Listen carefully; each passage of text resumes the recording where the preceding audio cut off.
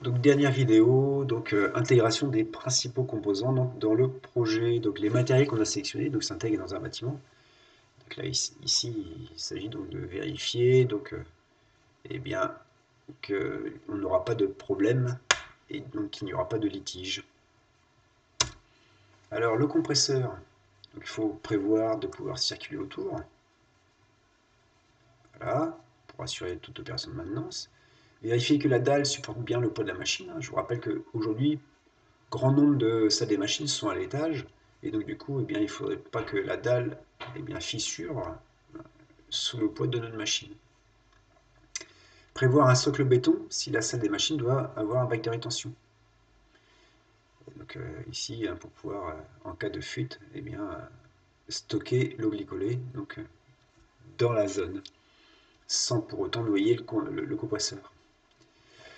Connaître l'intensité absorbée pour sélectionner câbles, composants électriques et transformateurs si on est sur un régime TN. Je vous rappelle que le compresseur est le principal consommateur d'électricité. Alors le condenseur, donc il faut positionner le condenseur de telle sorte qu'on puisse avoir un bon échange et pouvoir faire donc des opérations de maintenance sur le condenseur. Déterminer le poids du condenseur en fonctionnement parce que ça peut avoir une incidence sur la structure, l'enveloppe, donc le bâtiment. Donc du coup, ici, la masse de votre condenseur, c'est la masse à vide plus la masse de fluide qu'il y a dans le condenseur. Je vous rappelle que la masse de fluide, on va considérer qu'il y a 50% du volume du condenseur qui est occupé par du liquide, et je multiplie ça par la masse volumique du liquide à la température de condensation, et j'ai ma masse. Enfin, attention à choisir donc le condenseur qui ne génère pas trop de bruit. Il faut que le niveau de pression acoustique soit pas trop importante, ayant tout état de cause, soit inférieure donc à une émergence de 5 décibels le jour et 3 décibels la nuit. Donc ça veut dire que si vous avez mesuré condenseur à l'arrêt 40 décibels, eh bien le jour vous avez le droit de créer 45 décibels et la nuit 43. Voilà. Concernant l'évaporateur, eh bien positionnez l'évaporateur de telle sorte qu'on puisse circuler autour pour assurer un bon échange thermique, bien sûr,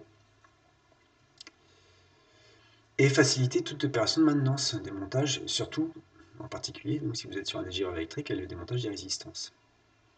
Positionnez l'évaporateur de préférence face à la porte, et puis assurez-vous donc que la portée de l'évaporateur est suffisante.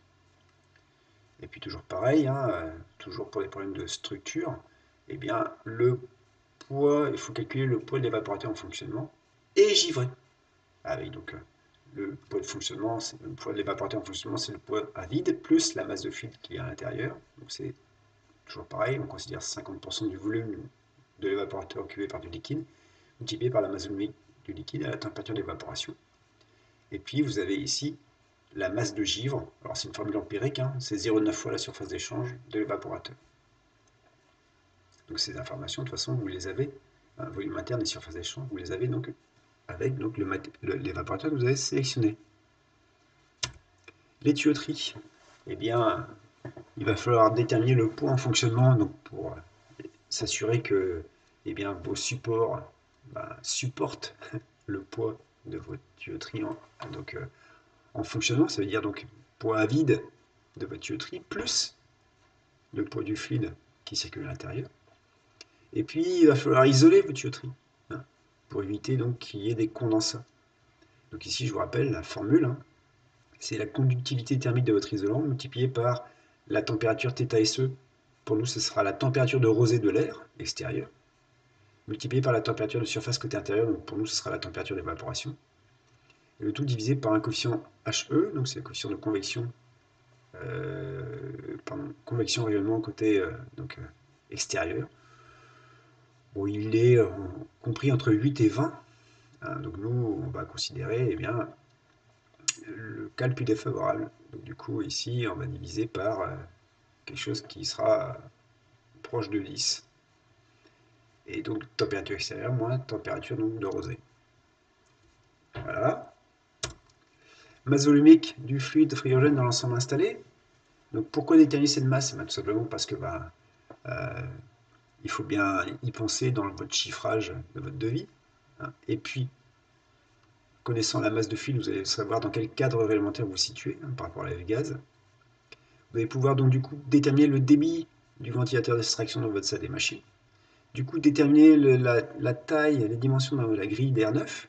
Et puis, donc, du coup, puisqu'il y a grille d'air neuf, et ben, il y a le bruit généré par le compresseur qui va se retrouver. Donc, eh bien, bah, on va l'entendre de l'extérieur. Et donc, du coup, il faudra peut-être prévoir des pièges à son pour éviter les histoires d'émergence, de dépasser les émergences admises. Voilà. Et enfin, eh bien, vous avez déterminé votre masse de fluide. Eh bien, il faut vérifier la taille de votre bouteille. Souvent, vous avez sélectionné donc, chez un constructeur eh bien, un ensemble préfabriqué, hein, un skid, avec donc souvent la bouteille de liquide intégrée. Eh bien, il faut vérifier que la bouteille de liquide ait une taille suffisante.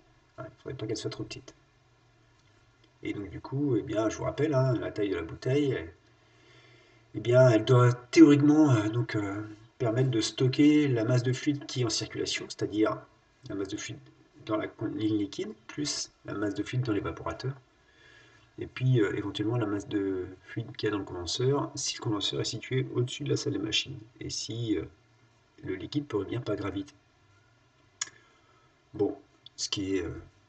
bon, voilà, en état de cause, il faut au moins prévoir une taille de bouteille permettant donc de stocker ça. Et puis donc il faut penser donc la taille de la bouteille doit prendre aussi en compte un volume pour de la vapeur.